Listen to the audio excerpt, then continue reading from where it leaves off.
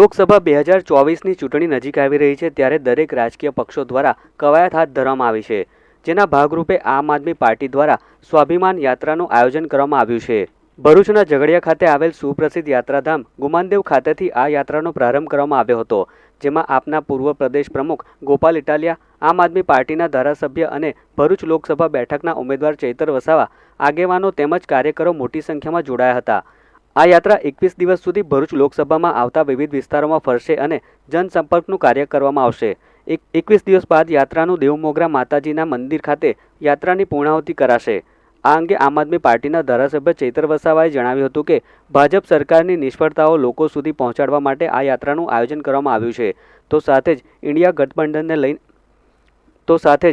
ગઠબંધનને લઈને પણ તેઓએ મોટું નિવેદન આપ્યું હતું। તેઓએ જણાવ્યું હતું કે રાષ્ટ્રીય કક્ષાએ સીટ શેરિંગને લઈને વાતચીત ચાલી રહી છે અને ભરૂચ બેઠક પર પણ આપ અને કોંગ્રેસ સાથે મળીને ભાજપને હરાવવા પ્રયત્નો કરાશે। આ અમારી સ્વાભિમાન યાત્રા છે। જે રીતના દેશ અને રાજ્યમાં ભય, ભૂખ અને ભ્રષ્ટાચારથી ભાજપ સરકાર ચાલી રહી છે, તો એની સામે અમારી આ સ્વાભિમાન યાત્રા છે। ઘણા લોકોને જમીનો છીનવવામાં આવી છે, ઘણા લોકોને જીઆઈડીસી, જીએમડીસીમાં નોકરી નથી મળી રહી, ઘણા વિસ્તારમાં જે નર્મદાના પૂરો આવ્યા હતા અને ઘણું નુકસાન થયું ઘર વકરીને, જાનમાલને, છતાંય વળતર નથી મળ્યું। ત્યારે આજે અમે લોકોની વચ્ચે જઈએ છીએ અને ચોક્કસ આવનાર દિવસોમાં લોકસભામાં અમે જીતવાના છે। ત્યારે જે રીતના ધારાસભ્ય બન્યા પછી ક્યારેય અમે એક દિવસ પણ આરામ નથી કર્યો, એવી જ રીતના લોકસભા જીતીને પણ લોકોની વચ્ચે રહીશું, લોકોની નાની મોટી સમસ્યામાં ન્યાય આપવાનું કામ કરીશું અને લોકો માટે સડકથી લઈને સદન સુધી આદિવાસી સમાજ હોય, માઇનોરિટી હોય, દલિત હોય, ખેડૂત હોય, વેપારી હોય કે મહિલા હોય, તમામ માટે અમે અવાજ બનીને સંસદ ભવનમાં ગુંજીશું। એ રીતના અમે આજે આગળ પ્રયાસ કરી રહેલા છીએ। ઇન્ડિયા એલાયન્સનું ગઠબંધન છે। રાષ્ટ્રીય કક્ષાના નેતાઓ સીટ શેરિંગને લઈને બેઠકોનો દોર ચાલુ છે।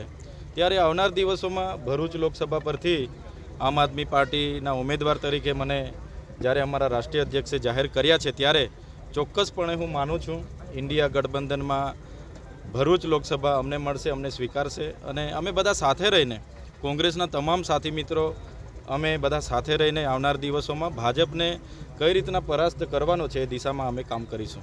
ઇન્ડિયા એલાયન્સનું ગઠબંધન છે અને ગઠબંધનની તમામ બાબતો પર સહમતિ થઈ ગઈ છે, ત્યારે ભરૂચ લોકસભા પર બી સહમતિ થઈ જશે અને ટૂંક જ સમયમાં એ સમાચાર પણ આપણી વચ્ચે આવી જશે। ત્યારે અમે કોંગ્રેસના અને આમ આદમી પાર્ટીના આગેવાનો બધા ખભે ખભા મિલાવીને આગળ વધવાના છે। તો બીજી તરફ ભરૂચ લોકસભા બેઠક પર કોંગ્રેસ દ્વારા પણ પોતાના ઉમેદવાર માટે દાવો કરવામાં આવી રહ્યો છે। ત્યારે આ અંગે આમ આદમી પાર્ટીના પૂર્વ પ્રદેશ અધ્યક્ષ ગોપાલ ઇટાલિયાએ જણાવ્યું હતું કે ચૂંટણીના સમયમાં સૌ કોઈ લોકો દાવો કરતા હોય છે, પરંતુ અહીંના જે હીરો છે તે ચૈતર વસાવા છે અને લોકો તેમને ચૂંટીને સંસદમાં મોકલશે। ખાસ વાત કરીએ તો ભરૂચ લોકસભામાં છેલ્લા ઘણા લાંબા સમયથી લોકોની અંદર એક અલગ જ પ્રકારનો ઉત્સાહ જણાઈ રહ્યો છે કે આ વખતે ચૈતરભાઈ જેવા બળુકા આગેવાન, મહેનતુ આગેવાન, તાકાતવાળા વ્યક્તિને ચૂંટવાનો એમને આ વખતે ચાન્સ મળશે। ભગવાન પાસે અમે આશીર્વાદ માગ્યા છે, પ્રાર્થના કરી છે કે ભ્રષ્ટાચાર નાબૂદ કરવાની અમારી લડાઈમાં ભગવાન અમને આશીર્વાદ આપે, ગુમાનદેવ દાદા અમને શક્તિ આપે કે અમે આ તાનાશાહો સામે લડી શકીએ અને અમે બધાએ સહિયારી મહેનત કરીને, સહિયારો સંઘર્ષ કરીને ગુજરાતમાંથી સૌથી પહેલાં સાંસદ આમ આદમી પાર્ટીના ચૈતરભાઈને બનાવીએ એવી પ્રાર્થના કરી। ચૂંટણી છે, દાવો કરવો સૌનો અધિકાર છે, નક્કી જનતા કરવાની છે અને જનતા કોની સાથે છે એ બધા જાણે છે।